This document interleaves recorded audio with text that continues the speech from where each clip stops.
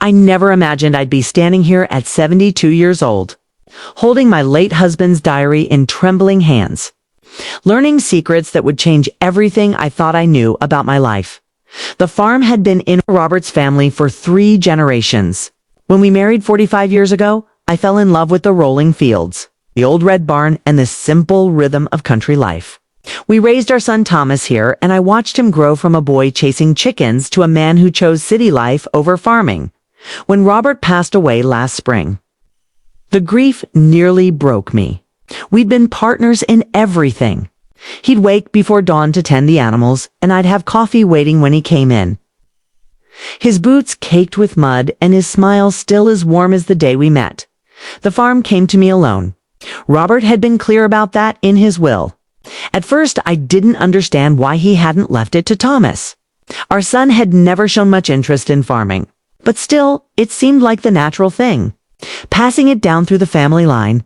Then came the pressure. My daughter-in-law Carol started visiting more often after the funeral. At first, I thought it was kindness, checking on the grieving widow. She'd bring casseroles and sit with me in the kitchen, talking about everything and nothing. But slowly, the conversations shifted. "You know, Mom Eleanor, this place is awfully big for one person," she'd say, her voice sweet as honey. "Have you thought about what you'll do with it?" "I'm managing just fine," I'd tell her, though truthfully. Some days the loneliness felt heavier than any physical work. "Thomas and I have been talking," she continued one afternoon, smoothing her skirt with manicured hands that had never known hard work. "We could take the farm off your hands. You could move into one of those nice senior communities in town. No more worrying about repairs or chores." I smiled politely and changed the subject, but she kept coming back to it week after week. The suggestions became less subtle. She'd point out every little thing that needed fixing, every sign of wear and tear, as if building a case for why I couldn't possibly manage alone. "The roof on the barn is looking rough," she'd observe. "That'll be expensive to replace. The fence by the north pasture is sagging," she'd mention. "Liability issue if livestock got out." I knew what she was doing. Carol had always been ambitious, always thinking about investments and property values. She'd never understood why Thomas wasn't interested in his inheritance. To her, this farm was just acreage and dollar signs, but I refused to sell. This was my home, my history, my connection to Robert. Then one Saturday in early October, I was cleaning out Robert's study, something I'd been putting off for months. His reading glasses still sat on the desk. His jacket still hung on the back of the door. The room smelled faintly of his aftershave, and sometimes I'd just sit there, feeling close to him again. I was going through his desk drawers when I found it.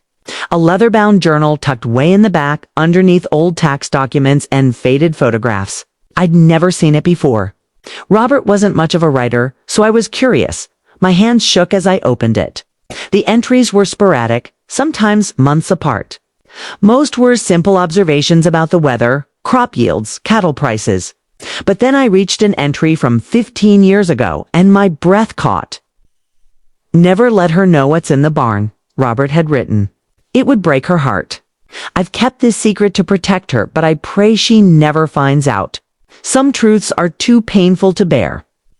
My heart started racing.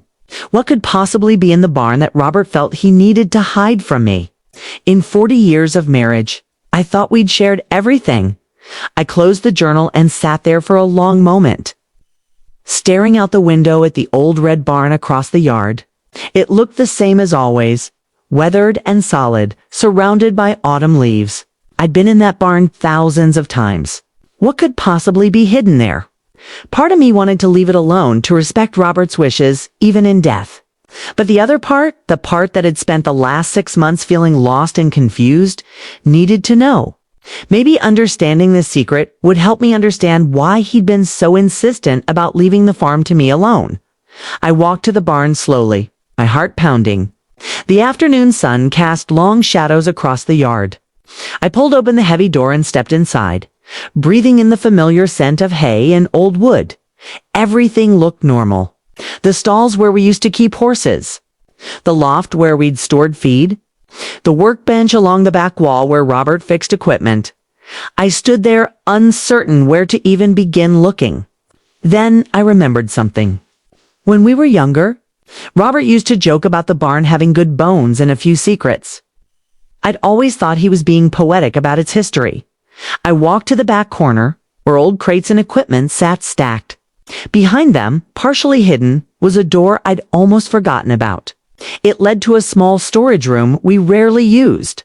My hand reached for the handle. Inside I found boxes, dozens of them, neatly labeled with dates going back 20 years. I opened the first one and tears immediately filled my eyes.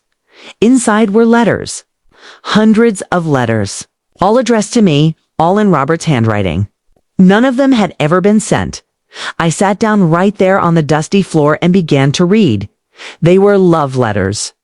Beautiful, heartfelt letters expressing everything Robert felt but struggled to say out loud. He'd been a quiet man, not comfortable with flowery words or grand gestures. But here in these pages, his heart poured out. "My dearest Eleanor," one began, "today I watched you hanging laundry on the line. And the sight of you there with the sun in your hair took my breath away just like it did 30 years ago. I don't say it enough, but you are the greatest gift of my life." Another from a particularly hard year. We lost half the corn crop to drought, and I've been worried sick about money. But then I come inside, and you're there with your patient smile, reminding me that we've weathered worse storms together. You are my strength, Eleanor. Always have been. There were letters about Thomas, about dreams for the farm, about growing old together. Some were funny, some were sad, all were achingly honest. And finally, I found the ones from his last year, when he must have known his heart was failing. "Eleanor, I'm writing this because I might not have much time left. I need you to know why I'm leaving the farm to you alone. Carol wants it for the wrong reasons. She sees value, not legacy. She sees investment, not home. Thomas doesn't understand what this place means, but you do. You've loved this land as much as I have. You've nurtured it, protected it, made it bloom. I kept these letters hidden because I was foolish. I thought showing you would make me seem weak or too sentimental.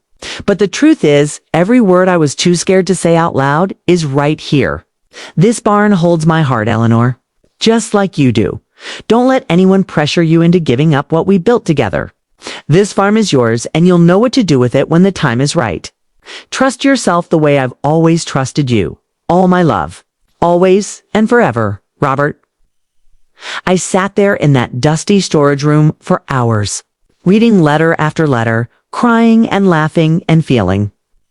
Robert's presence so strongly it was almost like he was sitting beside me. This was what he'd wanted to protect me from. Not knowing how deeply he'd loved me, how every single day had mattered to him. He thought these feelings made him vulnerable, but they made him human. They made him mine. When I finally emerged from the barn, the sun was setting, painting the sky in shades of orange and pink. Carol's car was pulling up the driveway. She got out looking determined, probably ready for another round of gentle pressure about selling, but something in me had changed. I walked toward her with steady steps, my shoulders back. "Carol," I said quietly, "I need you to understand something. This farm isn't for sale. Not now, not ever. When I'm gone, it'll go to Thomas, and what he does with it will be his choice. But while I'm here, this is my home." She started to protest, but I held up my hand. Robert left this place to me because he knew I'd protect it. Not as property, but as a life we built together. I found something in that barn today that reminded me of that. Some things aren't meant to be measured in money or convenience. Some things are about love and memory and honoring what came before. Carol's face flushed, but she nodded slowly. Maybe she heard something in my voice that told her the conversation was truly over. After she left, walked back to the barn one more time. I'd need to find a better place for those letters, somewhere safe and dry. Maybe I'd even read them out loud sometimes. Letting Robert's words finally be heard the way he'd meant them to be, the old barn stood solid in the twilight, full of secrets and history and love. And I understood now why Robert had written that entry in his diary. He was afraid these letters would overwhelm me, make me sad about all the things left unsaid, but they didn't. They made me grateful. Grateful for a man who loved me so much he filled boxes with words. Grateful for a life lived on this land. Grateful for the wisdom to know that some things are worth holding on to, even when the world tells you to let them go. I'm 72 years old. I just discovered my husband left me one final gift. Not the farm itself, but the reminder of why it matters. Why roots go deep. Why home is more than walls and acreage. And that's a truth I'll carry with me for whatever time I have left. Here on this beautiful piece of earth that holds both our hearts,